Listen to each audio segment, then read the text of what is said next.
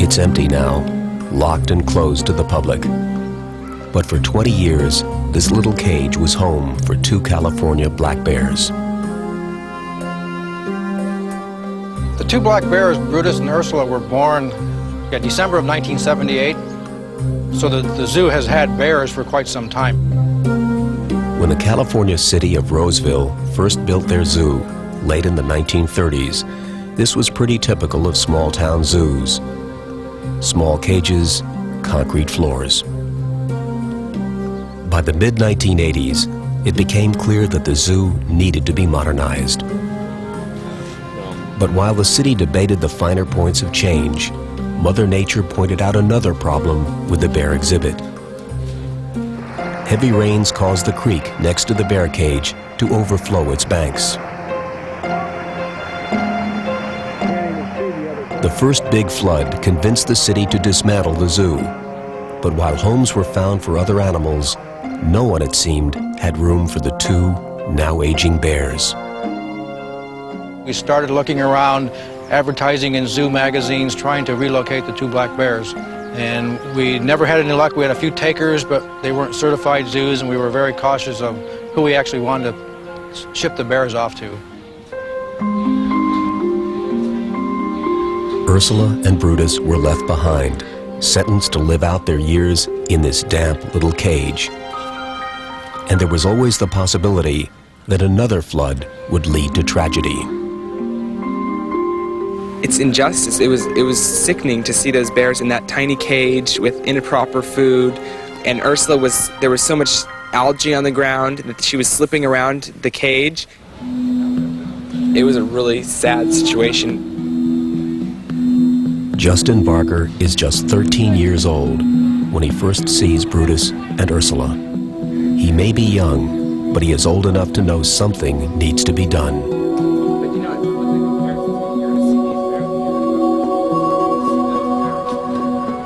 My first step was to bring them better food because they were getting monkey food. And I bring this big box of fruit and vegetables, and I basically was telling the city, you need healthier food for these bears. These bears aren't monkeys, so don't be feeding them monkey food.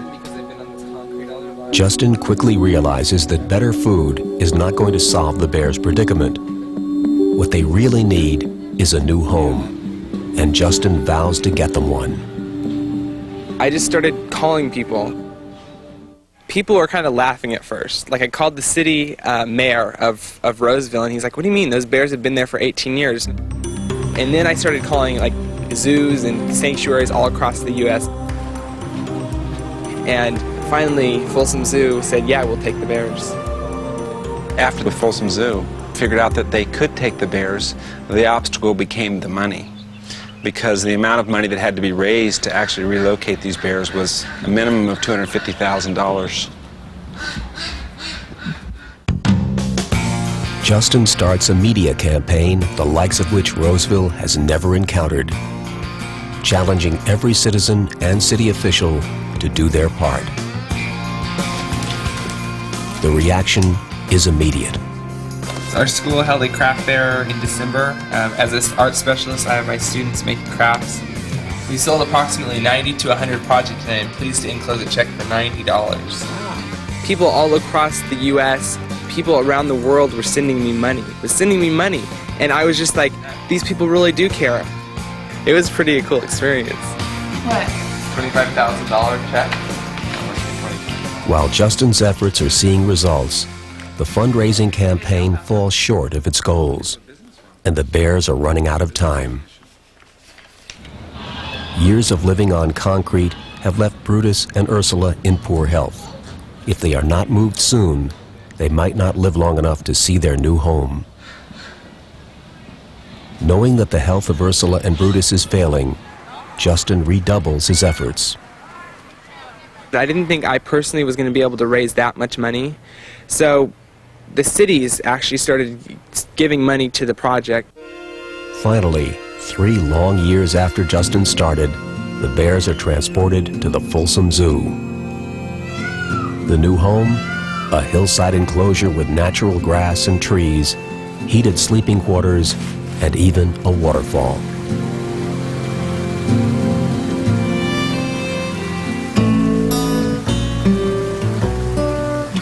Everybody in the whole zoo was cheering, you know, and it was really a big day for us that she could really swim in there.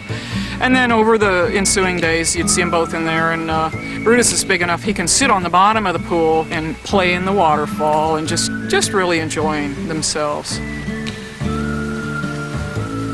Seeing Brutus and Ursula like foraging around in this cage, like eating fish, I mean jumping into the water. Brutus was diving into the water, and it was the most incredible, it was so cool. It is really cool.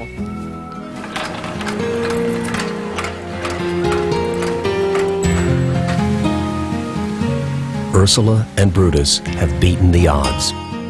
And that's a lesson Justin Barker learned well. I think I realized that one person can do something if they put their heart to it. Stand up for what you believe in. If you see an animal being hurt, don't let it happen. If you see a kid being hurt, don't let it happen. I mean, if you see an injustice, do something about it. Because if somebody doesn't do anything about it, it's going to continue to happen.